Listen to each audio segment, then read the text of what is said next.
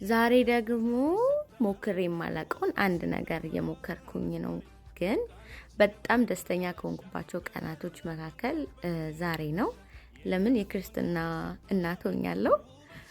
በጣም ደስ ብሎኛልና ለልጄ ምን ልስራላት ብዬ አሰብኩኝና እስኪ አንቀልባ ልሞክር፣ ባህላችንን የሚያስታውስ ነገር ብዬ አንቀልባ ሰርቼላታለሁኝና በጣም ደስ ብሎኝ ነው የሰራሁት የነበረው። ግን እንደ መጀመሪያ ስራ አይመስልም፣ ተሳክቶልኛል። በጣም ነው የሚያምረው፣ እዩት በማርያም። እና ያው ጊዜ አልነበረኝም፣ በጣም ተቻኩዬ ነበር የሰራሁትና የቀኑ ቀን ሆኖብኝ ያው ከስርም አንቀልባ ብዙ የጎደለው ነገር አለ። ከስርም ዛጎል ምናምን መደረግ ነበረበት። ግን እስኪ ያው መጥቼ ያዘልኳት ነው ልጄን። በጣም ደስ ብሎኛል እና ልክ እንዳዘልኳት አቀረሸችብኝ ማለት ነው። እና በጣም ነበር አልተሰማኝም መጀመሪያውን ነበረና ግን ደስ የሚል ሞመንት ነበረ።